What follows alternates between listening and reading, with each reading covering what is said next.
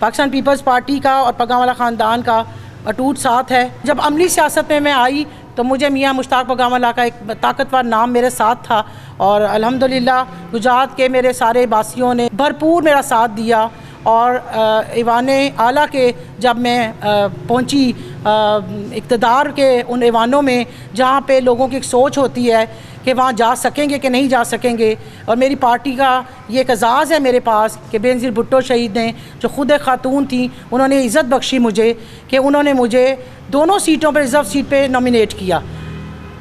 उस वक्त अहमद मुख्तार साहब हयात थे, अल्लाह उन्हें गरीक़ रहमत करे, और वो इंटरेस्टेड थे कि हम दोनों सीट्स पे मैं ही इलेक्शन लड़ूं, और वो हमसे कह रहे थे कि आप दोनों टिकट मुझे लेके दें, क्योंकि बीबी ये नहीं चाहती थी, आप सबको पता है।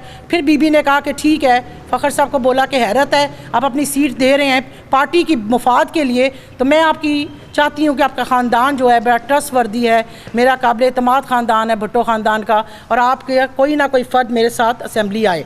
तो उन्होंने खैर मुझे ख़ुद फ़ोन करके कहा कि आप दोनों सीटों के लिए अप्लाई करें, और अल्हम्दुलिल्लाह दोनों सीटों पे मेरा नाम आ गया। जमहूरी पहले 5 साल जो हमने पूरे किए उसमें अल्हम्दुलिल्लाह मैंने काफ़ी काम जो मैं कर सकती थी वो मैंने गुजरात के लिए किए। सबसे पहले फ़िल्ट्रेशन प्लांट्स, गंदे पानी का मसला था बहुत, मैंने 55 से ज़्यादा फ़िल्ट्रेशन प्लांट्स लगवाए।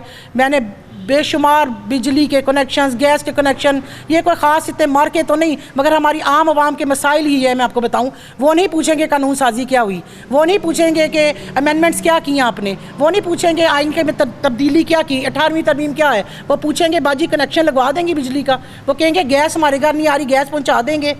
तो ये उनके मसले थे।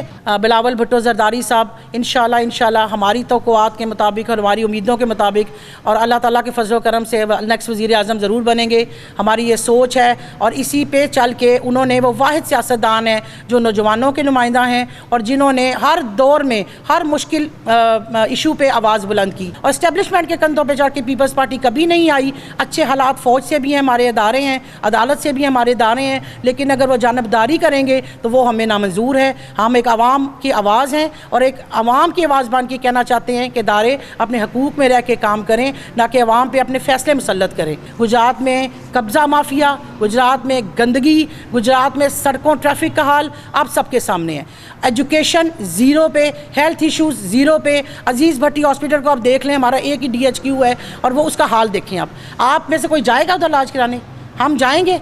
चौधरी बाजार ने जो किया, सबसे ज़्यादा सियासत में वो रहे, और मुझे खुशी है, मैं उनको हमेशा इस बात का क्रेडिट देती हूँ कि UOG गुजरात यूनिवर्सिटी उन्होंने बनाई, क्रेडिट गोज़ टू देम। ये एक आज़ाद की बात है, गुजरात में तालीमी इदारा बेहतरीन बना, लेकिन एक अच्छे काम के साथ अगर 100 बुरे काम कर दें तो उसकी अफादियत ख़त्म हो जाती है।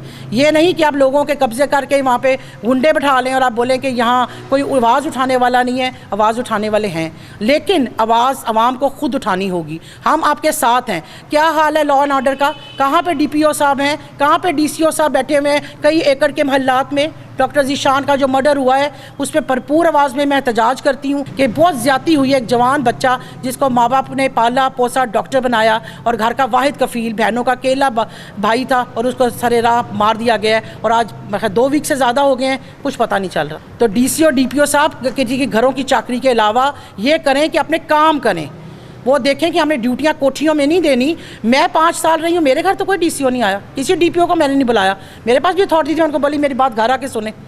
नेवर एवर, कि कभी नाजायज़ फ़ायदा हमने तो नहीं उठाया, क्योंकि हमारी ये तरबियत सियासी नहीं है कि हमने धौंस धांधली करनी है, हम लोगों पे प्रेशर डालना है कि हम ये कर देंगे, हम वो कर देंगे। हम कुछ नहीं कर सकते।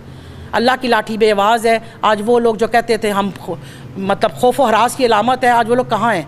गुजरात के अवाम उनसे पूछे कि 25-30 साल वो इक़्तिदार में रहे, करोड़ों अरबों के फ़ंड आए, वो कहाँ गए?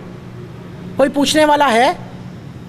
और जो शेर आया वो तो फिर आपको पता है, शेर गीदड़ बन के बाहर चले गए थे, उनको यहाँ रहना चाहिए था। जरदारी साहब पे लाख लोगों के एलिगेशन सही, 11 साल 12 साल जेल में रखा, एक भी करप्शन का केस साबित नहीं हुआ। साबित करते हम भी कहते करप्ट हैं, लेकिन जब आप साबित नहीं किया, आला अदलिया ने उनको बेकसूर, उनके 11 साल कौन वापस करेगा? वो भी बुजुर्ग है, वो भी बीमार है, वो परहेजी खाना खाते हैं, वो मुल्क से बाहर तो नहीं गए। वो भी भाग सकते थे, कहते ठीक है मेरा बेटा चेयरमैन है, मैं तो जान बचाऊं। वो भी नैब जाते रहे लाठियों में, व्हील चेयर्स पे। और हमारे शेर साहब तो फिर बाहर चले गए, और जब पक्की वो गारंटी हो गई कि साड़ी गल हो गई है तो वापस आ गए हैं। इसको शेर नहीं कहते माजरत के साथ, इसको बुज़दिली कहते हैं। बुरे वक्त में अवाम को छोड़ जाना। अवाम को पूछना चाहिए कि बीमारी के इलाज जहाँ भी होते हैं, बेहतरीन अस्पताल हैं, उनको बाहर जाने की ज़रूरत क्यों पड़ी? और फिर झूठ बोल के। लीडर वो नहीं होता जो झूठ बोले। गुजरात के अवाम को ये अवेयरनेस दें, हमारी आवाज़ पहुंचाएं कि हक़ और सच को देखें, कौन लोग उनके साथ रहने वाले हैं, कौन लोग चलने वाले हैं, कौन सा ख़ानदान वफ़ादार है उनका, कौन सा ख़ानदान रोज़ पार्टियाँ नहीं बदलता। हमें भी बड़ी ऑफ़र्स आई थी, PTI नज़र आ रही थी, हमें भी शाह महमूद कुरैशी की कॉल्स आई, हमजा शहबाज की कॉल्स आई। जब पता चलता नून ने आना है 2013 में तो हम भी जा सकते थे। किसको अच्छा नहीं लगता अरूज, लेकिन नहीं, घर घर बदलने वाले घर वाले वो इंसान नहीं कहलाते।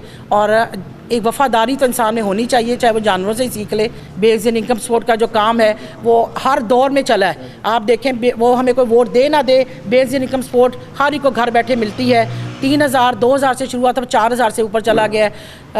वसीला रोज़गार उसके थ्रू है, हेल्थ का इशू, हेल्थ कार्ड उसके इशू हुआ है। पीपल्स पार्टी आवाम की पार्टी है, गरीब आवाम की।